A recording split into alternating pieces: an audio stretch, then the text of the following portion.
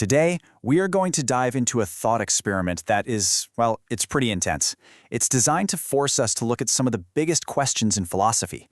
Think of it less like a puzzle and more like a real workout for your moral muscles. All right, let's get right into it. So I want you to imagine something. The world is ending.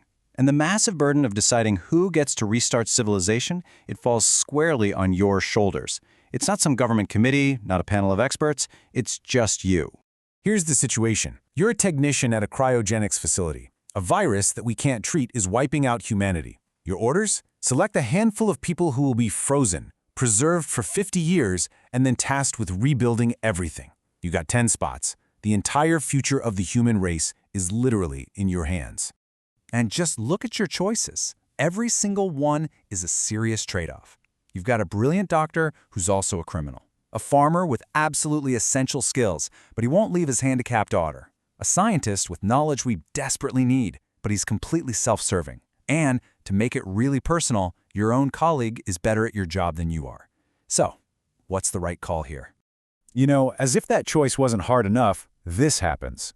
A gangster shows up with a very simple offer. Give him one of the chambers, or he destroys the entire facility. He'll kill you, your colleague, and any chance humanity has of surviving. Then you realize you could trick him. You could start the freezing process and then just stop it, killing him. But that would mean you'd have to lie and then deliberately kill someone. So what do you do? I mean, this feels impossible, right? But it's in these impossible moments that we really need a structured way to think things through. And luckily for us, philosophy has actually given us a toolkit for exactly this kind of problem. For thousands of years, philosophers have wrestled with questions just like this one. And out of that struggle, they've developed these powerful frameworks. Now, they're not simple answer keys. They're more like tools for thinking that can help us cut through all the confusion and analyze the problem with some real clarity. So, tool number 1 is called utilitarianism. It's a really pragmatic approach. It basically says you should judge an action based on its results. The core idea is pretty simple. What choice leads to the best overall outcome for everyone? This is the one question a utilitarian is always asking. It really turns morality into a kind of calculation. You weigh the good versus the bad, the benefits versus the costs, and you choose the path that produces the most overall good for the future of society. Now, our second tool, Kantianism, comes at this from a completely different angle. It says, forget the consequences. Morality isn't about the outcomes. It's about your duties and following the rules. Some things, like lying or killing, are just plain wrong, and it doesn't matter what good might come from them. The Kantian question is all about principle, not pragmatism. It asks, could you honestly wish that the rule you're about to follow becomes a universal law for every single person, everywhere, for all time? If the answer is no, then the action is morally wrong. Period. End of story. And then there's our third tool, virtue ethics, which shifts the focus completely.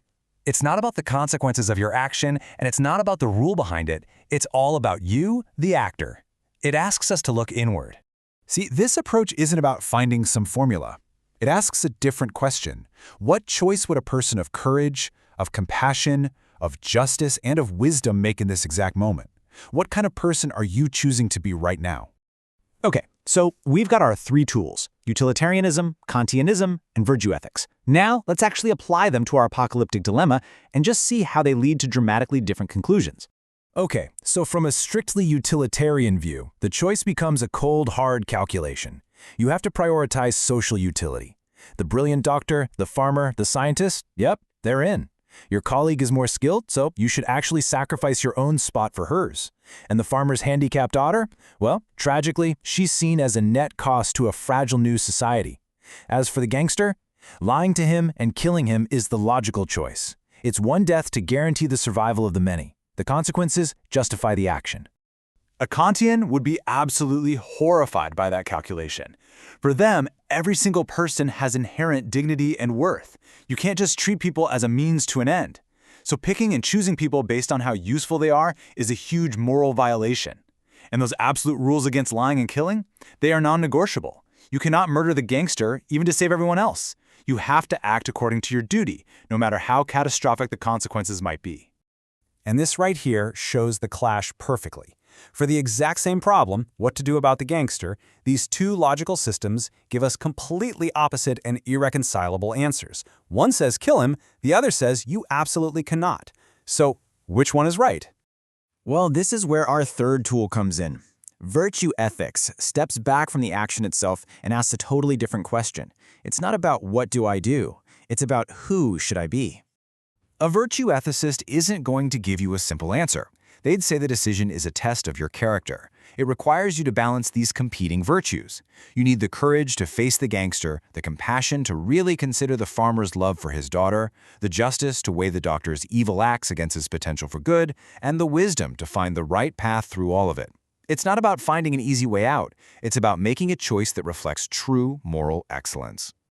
So, we've got 3 different tools, and they lead to 3 very different ways of thinking. But what's the real point of an exercise that doesn't even have a clear answer? And this, right here, gets to the real heart of the matter.